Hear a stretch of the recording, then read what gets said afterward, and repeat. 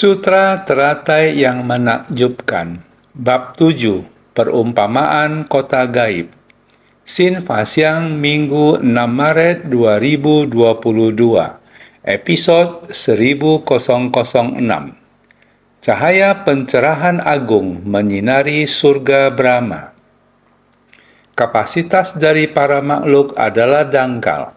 Buddha mengikuti keinginan dan kesukaan mereka, membabarkan secara terpisah sesuai dengan kapasitas masing-masing.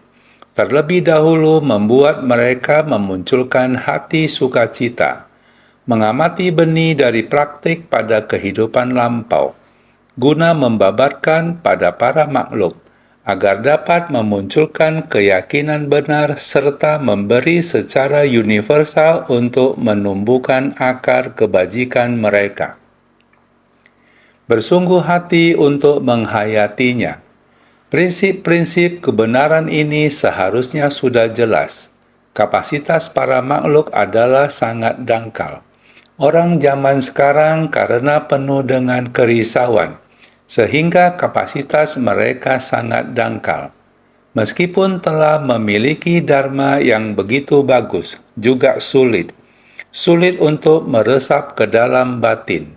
Karena kegelapan batin dan kerisauan begitu tebal dan berat, sehingga tidaklah mudah untuk menyerap dharma ke dalam batin. Sungguh disayangkan bahwa sifat dan kapasitas manusia dangkal. Kerisauan terus membuat mundur niat mencari dharma. Ketika dharma muncul, kerisauan langsung timbul. Kerisauan selalu muncul menutupi dharma. Maka kapasitas kita akan tetap begitu dangkal, begitu tipis, sehingga Buddha berupaya keras dari kehidupan ke kehidupan, pada kalpa sebanyak butiran pasir, dalam waktu yang begitu panjang, terus mengikuti para makhluk untuk datang ke dunia, terus merancang metode, memberi pengajaran dan bimbingan, sesuai dengan akar kapasitas para makhluk. Jadi, Buddha mengikuti keinginan dan kesukaan mereka. Akar kapasitas apa yang dibutuhkan oleh para makhluk, agar dharma bisa diresap ke dalam batin.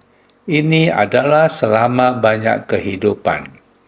Ketika Buddha membangkit tekad bodhisattva untuk membina diri, terus berpikir harus bagaimana bisa bersumbangsi untuk para makhluk, selalu membabarkan secara terpisah sesuai dengan kapasitas masing-masing.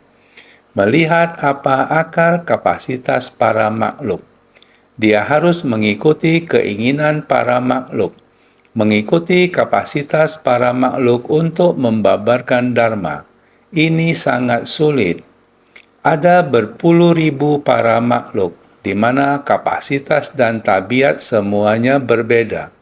Bagaimana mengadaptasikan kebutuhan semua para makhluk? Semua yang ingin didengar, apa yang ingin diterima mereka dan meresapi ke dalam batin, sangatlah tidak mudah, sehingga terlebih dahulu membuat mereka memunculkan hati sukacita. Menjalin jodoh yang baik dengan para makhluk, pertama-tama timbulkan rasa sukacita pada diri para makhluk, barulah dapat mendekati mereka. Ini membutuhkan periode berkalpa-kalpa, waktu yang panjang, terus-menerus beradaptasi dengan para makhluk, hanya untuk satu tujuan, agar dapat memunculkan keyakinan benar. Berharap mengajar dengan metode seperti ini dapat diterima, dapat menumbuhkan keyakinan para makhluk, tidak mengharapkan apapun, serta memberi secara universal untuk menumbuhkan akar kebajikan mereka. Hanya demi untuk menyesuaikan dengan kapasitas para makhluk, membutuhkan waktu yang demikian panjang. Berharap mereka menemukan rasa sukacita dan menerima ajaran Buddha Dharma. berharap menumbuhkan keyakinan mereka, berharap membangkitkan akar kebajikan dari para makhluk, sehingga harus menyesuaikan dan mengamati benih dari praktik pada kehidupan lampau. Harus tahu apa yang telah dilatih mereka di masa lampau. Semua sebab di masa dulu ini adalah bagaimana bodhisattva perlu waktu yang panjang untuk berada di 6 alam kehidupan demi untuk membimbing para makhluk. Sangatlah susah. Maka Buddha Sakyamuni hingga sebab dan kondisinya matang. Tekad beliau adalah mencapai kebudaan di dunia saha. Dahulu di kalpa butiran debu sudah menjalin begitu banyak jodoh. Sebab dan kondisi matang adalah di dunia yang penuh oleh 5 kekeruhan. Dunia saha ini. Tempat berdiam dari 5 alam kelahiran kembali. Para makhluk keras kepala dan sulit ditundukkan. Tetapi adalah kewelas asihan Sang Buddha memilih di tempat yang demikian. Di zaman seperti ini, ruang kosong demikian, balasan lingkungan karma beliau adalah di dunia saha ini. Tidak mudah melatih diri, 5 tahun penjajakan, 6 tahun praktik keras dalam masa ini, dengan sekian banyak upaya yang keras, merenungkan bagaimana membimbing para makhluk, bermanfaat bagi semua makhluk. Sebersit niat ini begitu timbul, maka banyak tentara marah, noda batin, kegelapan batin muncul. Beliau menggunakan keteguhan hati murni, satu persatu ditundukkan. Ini juga bagian yang sangat panjang. Kondisi batin yang sudah ditundukkan. Semua kondisi batin ini, ilusi dari mara begitu berubah-ubah, kembali lagi menjadi jernih, begitu tenang dan murni, tiba-tiba maha tersadarkan, berpadu dengan bintang yang ada di langit, dan tercerahkan.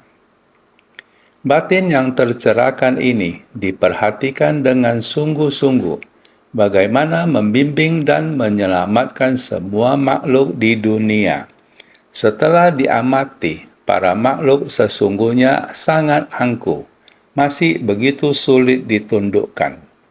Metode apa yang harus digunakan untuk menundukkan mereka? Begitu memikirkan kesulitan ini adalah para makhluk yang susah diajar dan sangat keras kepala, karena kapasitas mereka sangat dangkal dan ditutupi oleh noda batin, kegelapan batin dan delusi, keras kepala dan sulit ditundukkan. Bagaimana mengajari mereka? Maka timbul sebersit niat pikiran, lebih baik saya memasuki parinirwana. Ini adalah setelah Sang Buddha tercerahkan. Ada satu masa sangat bimbang, berpikir bagaimana membimbing para makhluk, mengamati kapasitas para makhluk yang begitu tumpul dan rendah, kapasitas yang begitu dangkal, sehingga sulit ditundukkan. Saat itu sempat timbul sebersit niat, lebih baik memasuki parinirvana, berpikir untuk moksa. Pada saat ini, tiba-tiba Raja Surga Brahma muncul. Raja Surga Brahma muncul di hadapan Sang Buddha, memberi penghormatan dengan hati yang sangat tulus, bersujud dan beranjali, memohon Buddha untuk tetap berada di dunia.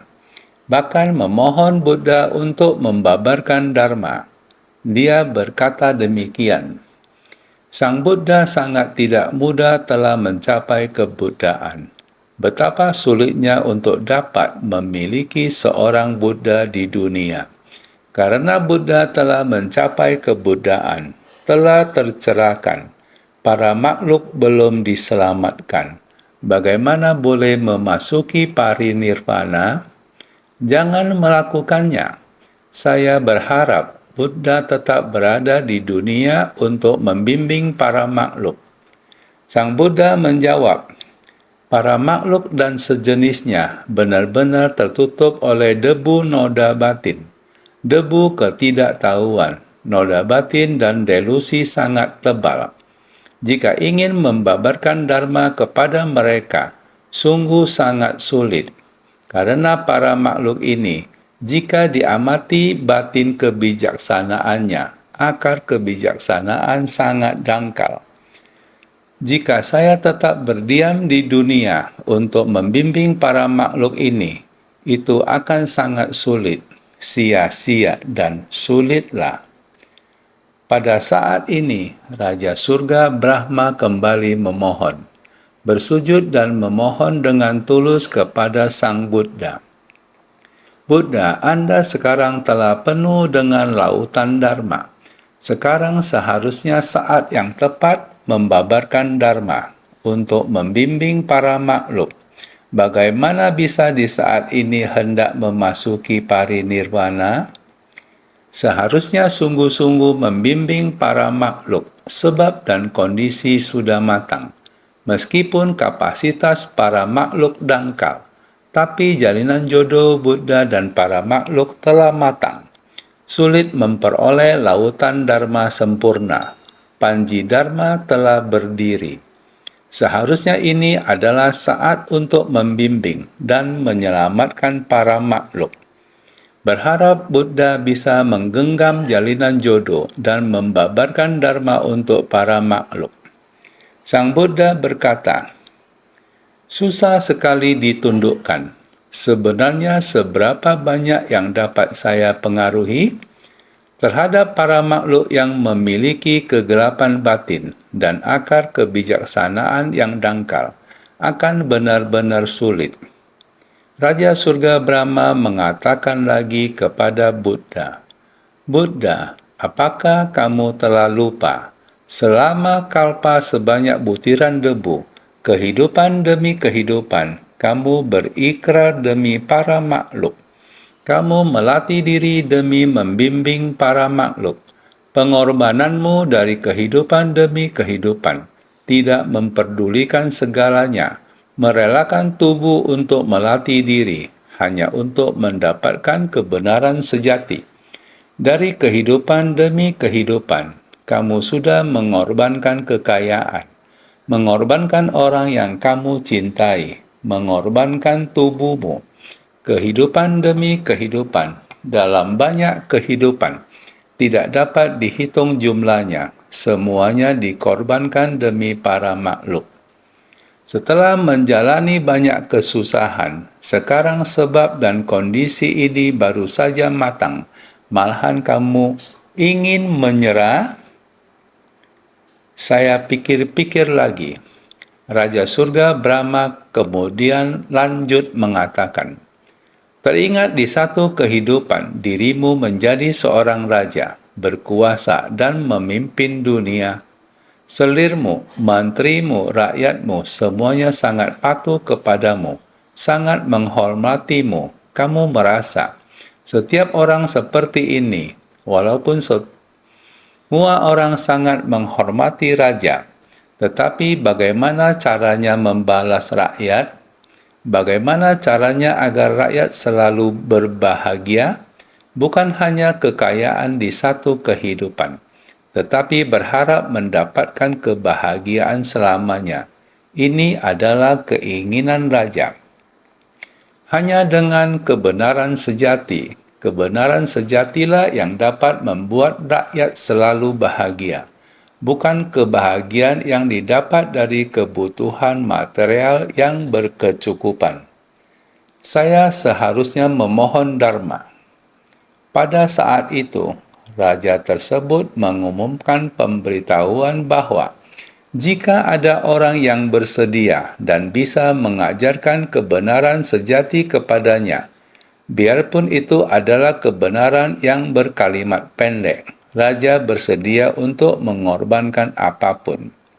Setelah pengumuman ini disebarkan, seorang dewa ingin mengetes apakah sang raja benar-benar tidak mementingkan diri sendiri. Demi memohon dharma yang halus dan menakjubkan, bersedia melepas segalanya dan mengorbankan segalanya, dia mengambil pemberitahuan itu dan datang menemui sang raja. Saat sang raja melihat orang itu, dia merasa, orang ini sangat tulus, namun penampilannya sangat jelek. Rambutnya lurus dan berwarna merah. Terlebih lagi wajahnya sangat pucat dan matanya tampak seperti warna merah darah. Dia adalah manusia yang tidak terlihat seperti manusia. Orang seperti ini yang datang untuk menjawab pemberitahuan sang raja. Kira-kira ajaran menakjubkan apa yang dia punya? Banyak pejabat besar berpikir orang ini adalah orang yang tidak memiliki dharma. Mengapa sang raja sangat bersikeras untuk mencari kebenaran sejati? Orang yang berpenampilan seperti ini, apa kebenaran sejati yang bisa dia utarakan kepada sang raja? Akan tetapi, pengumuman sang raja telah diumumkan. Walau siapapun juga, jika dapat mengungkapkan kebenaran sejati, beliau membiarkan dia untuk memohon. Beliau rela untuk bersumbangsi, maka beliau pun berkata, lebih baik membiarkannya membicarakan kebenaran sejati. Dewa yang menjelma menjadi manusia ini, beliau seperti yang dikatakan oleh sang raja. Saya bukanlah manusia, saya adalah yaksa. Saya memiliki kebenaran sejati. Saya ingin mengatakan kepada raja. Sang raja kemudian berkata, yaksa memiliki kebenaran sejati? Kebenaran sejati yang Anda miliki, beritahukan kepada saya. Apapun permintaan Anda, apapun saya berikan kepadamu. Benarkah? Semua permintaan yang saya sebutkan, apakah Anda tidak menyesal? Tidak akan menyesal, asalkan merupakan kebenaran sejati. Saya pastikan semua permintaan Anda akan saya penuhi. Yaksa ini pun berkata, perut saya sangat lapar. Saya ingin selir yang paling Anda cintai, putra mahkota yang paling Anda sayangi. Saya ingin kamu membiarkan saya makan mereka. Saya sangat lapar. Kesukaan saya adalah selir rajamu dan putra mahkotamu. Sang raja berpikir, selir, putra mahkota, walaupun adalah kesayanganku, akan tetapi saya mencintai para makhluk di dunia. Bagaimana agar para makhluk mendapatkan kebahagiaan yang abadi? Kehidupan manusia memang terdapat tua, sakit, mati. Mengorbankan orang-orang yang kukasihi. Pada saat itu, menteri yang mendengarkan merasa apa yang dikatakan raja, yaitu harus ada pengorbanan. Lalu semua menghadap raja untuk memohon. Semua orang menangis. Jangan, raja, ini orang-orang yang sangat kau cintai. Selirmu, putra mahkotamu. Mengapa demi kebenaran sejati dan para makhluk Anda berkorban demikian? Jangan lakukan ini. Lalu raja pun berkata, apa yang telah dikatakan, asalkan itu kebenaran sejati. Semua demi rakyat, saya rela berkorban demikian. Lalu mengorbankan selirnya, putra mahkotanya, untuk dimakan yaksa. Pada saat itu, setelah yaksa menelan orang-orang ini, dan juga telah kenyang, yaksa membagikan sepenggal naskah sutra berikut. Sutra orang bijak dan orang bodoh, Dhamma Muka Nidana Sutra. Segala fenomena terkondisi adalah tidak kekal adanya. Semua makhluk mengalami penderitaan. 5 agregat adalah kosong, tanpa wujud, tiada aku dan tiada punyaku. Hanya menyampaikan 4 kalimat ini, sang raja mendengarkan. Setiap kalimat beliau sangat bersungguh hati mencatatnya. Setelah menulis dan melihat 4 kalimat ini, batinnya seperti sepenuhnya tersadarkan. Sutra orang bijak dan orang bodoh. Dharma Muka Nidana Sutra. Segala fenomena terkondisi adalah tidak kekal adanya. Semua makhluk mengalami penderitaan. 5 agregat adalah kosong tanpa wujud. Tiada aku dan tiada punyaku. Sebenarnya apa yang milikku di dunia ini? Apa yang kekal bisa saya miliki? Tidak ada. Ini adalah dharma yang sebenarnya. Setelah dengan cepat menulis kata-kata, menunjukkan kepada semua orang dan berkata, segera pergi untuk menyebarkan ke segala tempat. Ini adalah kebenaran sejati, menakjubkan. Setiap orang bersungguh hati pada gata 4 baris kalimat. Semua orang bersungguh hati mengamalkan sesuai yang diajarkan. Yaksa melihat raja begitu tulus, sukacita dalam dharma yang ia peroleh. Orang yaksa ini berubah menjadi dewa. Selir dan putra mahkota masih tetap ada. Raja surga Brahma berkata kepada Buddha Sakyamuni, di masa lampau Anda membangkitkan ikrar yang begitu besar. Bahkan selir dan putra mahkota yang paling Anda cintai, Anda bersedia serahkan kepada yaksa untuk dilahap. Hanya demi satu kebenaran sejati. Demi menyelamatkan para makhluk. Mencari kebenaran sejati. Segala praktik benih sebab. Kalpa sebanyak butiran debu. Semua pelatihan diri yang dilakukan telah matang dan sekarang telah tercerahkan. Tidaklah mudah untuk seorang Buddha untuk dilahirkan di dunia. Pelatihan diri Anda selama kalpa sebanyak butiran debu sekarang telah sempurna. Anda seharusnya membabarkan dharma untuk semua makhluk di dunia. Pada saat ini, para dewa bermunculan. Semua orang memohon Buddha Sakyamuni untuk membabarkan dharma dan memutar roda dharma. Ini adalah kondisi Buddha pada saat mencapai kebuddhaan. Pada saat itu, beliau membabarkan dharma kepada para dewa selama 21 hari. Kondisi batin Buddha, beliau duduk bermeditasi menundukkan setan Mara, menaklukkan bala tentara Mara. Kemudian beliau mengamati sebab musabab makhluk hidup dan mempertimbangkan bagaimana caranya memberi pengajaran kepada mereka. Sebersit niat timbul, makhluk hidup angkuh dan sulit ditundukkan. Lebih baik saya memasuki parinirvana. Raja surga Brahma muncul menceritakan masa lalu sang Buddha, masa kalpa sebelumnya sebanyak butiran debu. Salah satu dari banyak kisah kehidupan lampau sang Buddha.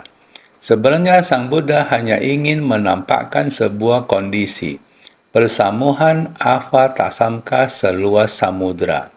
Ketika sang Buddha mencapai pencerahan sempurna, sebuah kondisi yang begitu agung, di mana para dewa bermunculan, ini adalah sebuah kondisi. Pada saat sang Buddha mencapai kebuddhaan, jadi setiap kali seorang Buddha muncul di dunia, para dewa akan melindungi Dharma, terutama Raja Surga Brahma akan melindungi Dharma. Berharap Dharma sejati berdiam pada dunia. Namun, Buddha jarang muncul di dunia. Maka ketika Buddha Mahabhisna Jenana Bibu duduk di tempat duduk pencerahan, Bodhi Manda, Nisadana, selama 10 kalpa kecil. Para dewa juga melindungi Dharma setelah mencapai kebuddhaan. Sama halnya, Raja surga Brahma memohon agar Buddha memutar roda Dharma.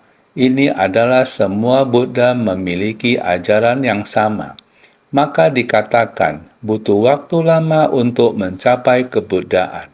Harus melewati sangat banyak ujian. Menerima banyak ujian baru dapat memperkokoh keyakinan diri. Jika tidak, kita para makhluk. Kita semua adalah salah satu dari para makhluk, memiliki kapasitas menerima yang dangkal. Kita harus tahu bagaimana cara menempa diri kita sendiri untuk memperkuat kapasitas menerima kita. Naskah sutra sebelumnya mengatakan, kemudian pada alam-alam itu, semua istana surgawi hingga sejauh istana surga Brahma berguncang dalam 6 macam getaran yang berbeda. Cahaya agung menyinari segala penjuru dan memenuhi seluruh dunia, mengungguli cahaya dari semua alam surga. Sutra Teratai Bab 7, Bab Perumpamaan Kota Gaib.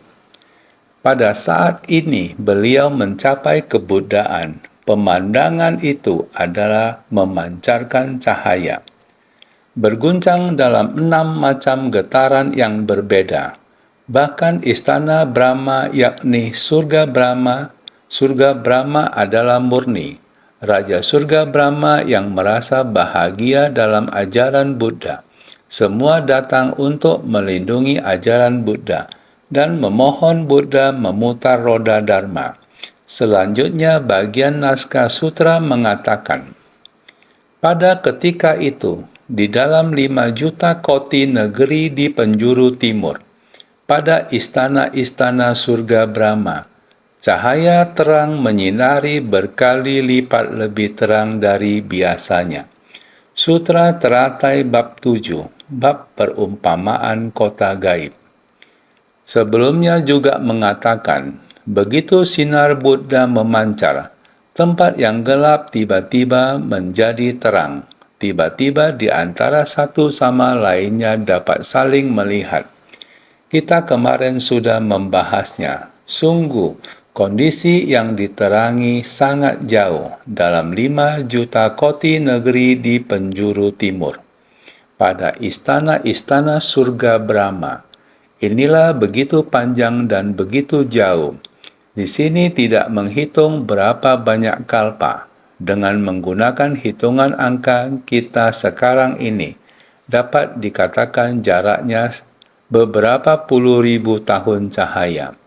Tempat yang sangat jauh tersebut bukanlah waktu, tetapi jarak yang sangat jauh. Ruang yang dapat disinari cahaya sangat panjang dan sangat luas. 5 juta koti jarak yang begitu luas.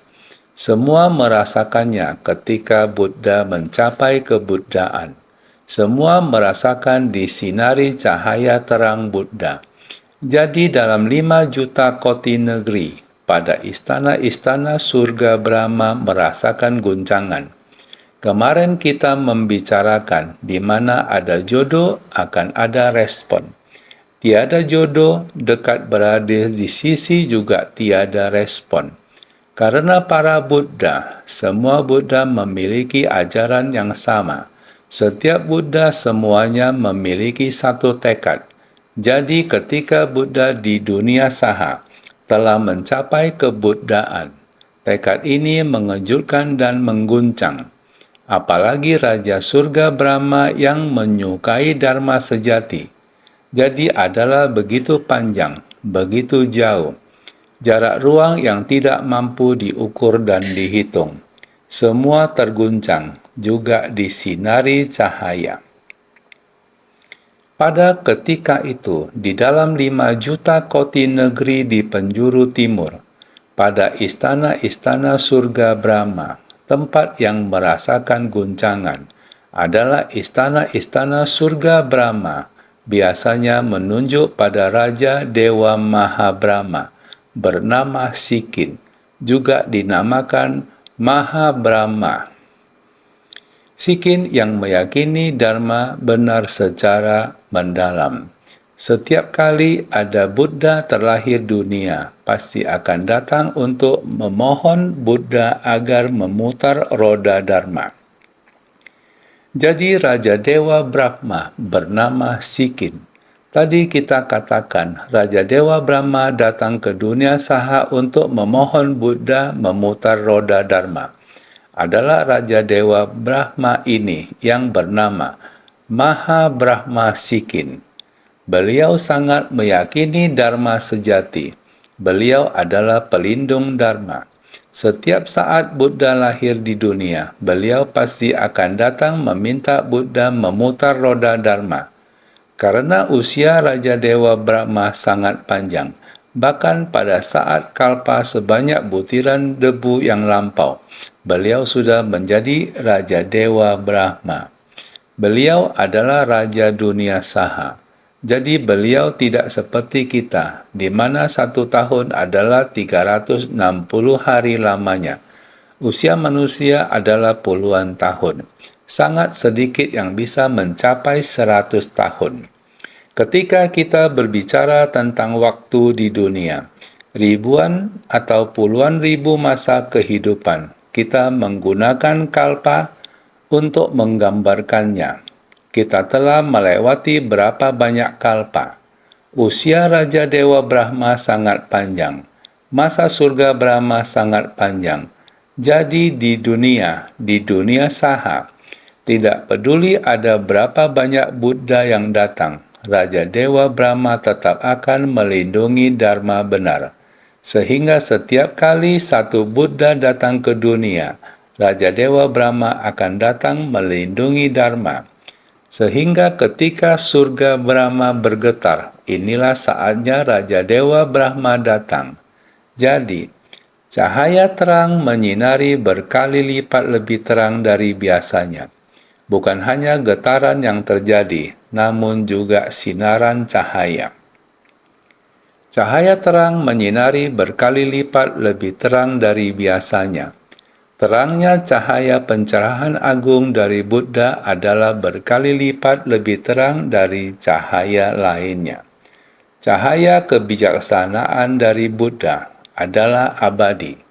Tidak seperti sinar mentari. Sinar mentari di dunia ini masih ada yang bisa menghalanginya. Ada tempat-tempat yang tidak terjangkau oleh sinar mentari. Bola dunia berputar, ada negara yang sepanjang tahun tidak mendapatkan sinar mentari. Ada suatu tempat di Amerika, di mana sepanjang setengah tahun tidak mendapat sinar mentari. Sinar mentari tidak mencapai tempat itu, karena bumi juga berputar ketika mengitari orbitnya. Jadi ada tempat tertentu yang tidak terjangkau sinar mentari. Juga ada tempat ketika orbit bola dunia sampai ke tempat itu, maka sepanjang setengah tahun tidak mempunyai malam hari. Setiap hari adalah siang hari. Di muka bumi di dunia ini terdapat tempat-tempat yang tidak diterangi oleh sinar mentari, apalagi di alam kegelapan, atau juga jika terhalangi oleh gunung. Gunung di sebelah sini, gunung di sebelah sana, yang akan menghalangi, baik ketika matahari terbit atau ketika matahari terbenam. Maka sinar mentari tidak pernah sampai ke sana. Namun kebijaksanaan Buddha tidak akan terhalangi oleh apapun. Kebenaran sejati adalah abadi, asalkan para makhluk dapat membuka pintu batin mereka dan dengan sungguh-sungguh menyerap Dharma, lalu berpadu dengan sifat hakiki sendiri yang demikian adanya. Dengan demikian, dengan cara menarik Dharma dari luar ke dalam batin, untuk menggerakkan sifat hakiki sendiri yang demikian adanya. Jika demikian, konsep pemikiran tentang kebijaksanaan akan bermunculan terus-menerus dengan sendirinya. Asalkan kita mempunyai keyakinan terhadap Dharma, menyerapnya ke dalam hati, mempunyai pandangan dan pemahaman untuk mengikis kegelapan batin. Dengan sendirinya kebijaksanaan akan berkembang. Ini yang disebut abadi. Benda apapun tidak dapat menghalangi kita. Dengan prinsip kebenaran yang demikian, maka ini selamanya, selamanya akan menetap. Kebijaksanaan, maka, adalah cahaya dari kebenaran sejati, ajaran dari satu kendaraan sejati. Cahaya terang menyinari berkali lipat lebih terang dari biasanya, adalah cahaya dari kebenaran sejati, ajaran dari satu kendaraan sejati. Dikatakan berkali lipat, karena cahaya Buddha adalah murni dan tanpa kebocoran. Berkali lipat lebih terang daripada cahaya dengan kebocoran. Cahaya ini, cahaya kebijaksanaan ini, adalah ajaran dari satu kendaraan sejati, adalah kebenaran sejati dari ta. Kebenaran sejati ini selamanya terang benderang. Benar salah bisa dibedakan dengan jelas. Tidak dipengaruhi oleh kegelapan batin di dunia yang kacau balau, menghalangi kebijaksanaan kita. Kebijaksanaannya jelas, tidak menjadi keliru oleh kegelapan batin dan kerisauan. Ini adalah cahaya kebijaksanaan. Dia selalu menembus kebodohan batin, sehingga selalu terang, sehingga dikatakan berkali lipat, adalah karena cahaya Buddha adalah murni dan tanpa kebocoran. Cahaya kebijaksanaan Sang Buddha, kebenaran sejati. Sang Buddha semuanya telah dimurnikan, tanpa kebocoran. Tanpa kebocoran adalah kebenaran sejati. Tidak mengotori sedikit pun, tanpa ternodai, cahaya yang sangat murni. Tanpa kebocoran tentunya adalah berkali lipat lebih terang daripada cahaya dengan kebocoran. Seberapa tinggi pengetahuan seseorang, sebenarnya kebijaksanaan itu dimiliki setiap orang. Pengetahuan diperoleh melalui pembelajaran dari pendidikan. Ini adalah seorang intelektual. Seberapa tinggi pendidikannya, berapa banyak gelar doktor yang dia dapat, semuanya ini disebut pengetahuan. Dia memiliki kebocoran, dia memiliki kerisauan. Tidak peduli seberapa tinggi pengetahuanmu, seberapa tinggi jabatanmu, Anda masih dipengaruhi oleh masyarakat dan dunia ini. Tapi kebijaksanaan adalah ketegasan. Dia adalah benar, salah adalah salah. Itu adalah ketidaktahuan. Jangan terpengaruh olehnya. Benar adalah prinsip kebenaran, kebenaran sejati. Jadi kita harus pegang teguh kebenaran sejati kita yang semula. Jadi cahaya Buddha kebijaksanaannya berkali lipat lebih terang daripada cahaya dengan kebocoran. Berkali-kali lipat, tidak bisa dihitung. Pengetahuan ternyata adalah seperti ini. Begitu mudah dan sederhana. Berputar karena menerima segala bentuk dari dunia ini. Sekarang sering mendengar, zaman sekarang adalah seperti ini. Kita harus mengikuti gaya zaman sekarang. Sebenarnya gaya sesuai zaman itu benar atau salah? Yang tidak benar terus diikuti, membuat orang sangat khawatir. Oleh karena itu, kita harus berpegang teguh prinsip kebenaran kita yang benar. Kita harus bersungguh-sungguh. Semua orang harus membangkitkan tekad, memegang teguh yang murni tidak tercemar ini, semangat kita. Prinsip kebenaran kita ini adalah cahaya kebijaksanaan kita. Jangan biarkan ketidaktahuan mencemarinya. Naskah sutra selanjutnya mengatakan, para raja surga Brahma masing-masing berpikir demikian. Sekarang istana begitu terang, tidak pernah terjadi sebelumnya. Apa sebab musabab sehingga muncul tanda ini? Pada ketika itu, para raja surga Brahma segera saling berkunjung untuk mendiskusikan hal ini. Sutra Teratai Bab 7, Bab Perumpamaan Kota Gaib. Seorang Buddha telah mencapai kebuddhaan, hal yang sangat luar biasa. Lihat, cahaya ini begitu dipancarkan keluar, adalah berbeda dengan biasanya. Tidak sama dengan yang biasanya. Jadi semua orang segera berkumpul untuk berdiskusi. Mendiskusikan cahaya ini. Dulu belum pernah ada. Sekarang adalah begitu terang tembus keluar. Para raja surga Brahma masing-masing berpikir demikian. Sekarang istana begitu terang, tidak pernah terjadi sebelumnya. Para raja surga Brahma merujuk pada 5 juta koti sebelumnya. Cahaya pada semua istana itu adalah tidak pernah terlihat sebelumnya. Tidak tahu apa sebab musababnya sehingga muncul tanda istimewa ini. Dulunya belum pernah ada para raja surga Brahma yang dibicarakan, merujuk pada 5 juta koti sebelumnya dan lain-lain istana ini. Istana, cahaya ini sangatlah tidak umum. Bukan cahaya pada umumnya, karena pada saat Buddha mencapai kebuddhaan, tiba-tiba berguncang dan terasa ada cahaya yang keluar. Tidak pernah terjadi sebelumnya. Tidak pernah terjadi sebelumnya. Apa sebab musabab sehingga muncul tanda ini? Istana ini tiba-tiba ada cahaya demikian. Jalinan jodoh apa? Ini adalah sebuah tanda istimewa, sulit didapatkan. Mengapa demikian? Pada ketika itu, para raja surga Brahma segera saling berkunjung untuk mendiskusikan hal ini. Para dewa berkumpul untuk sama-sama mendiskusikan tanda istimewa ini. Sehingga pada ketika itu, para raja surga Brahma segera saling berkunjung.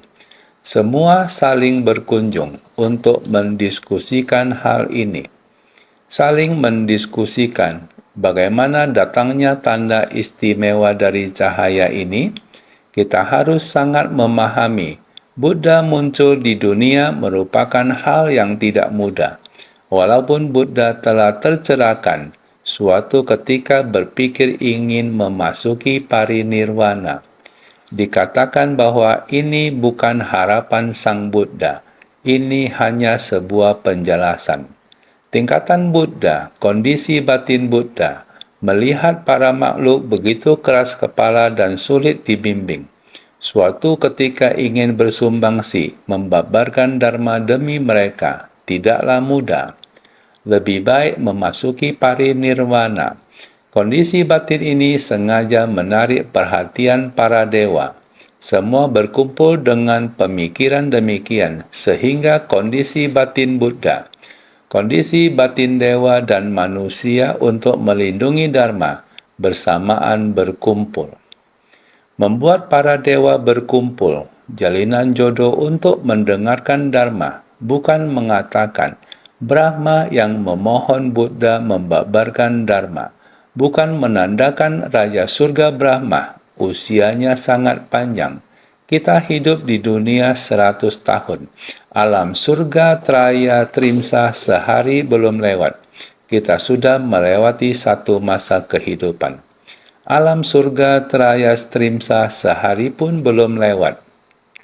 Kita untuk hidup sampai usia 100 tahun. Apakah mudah? Sangat jarang. Satu hari di alam surga Traya Trimsa merupakan 100 tahun di dunia.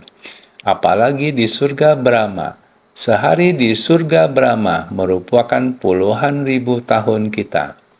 Usianya juga panjang, harinya juga panjang.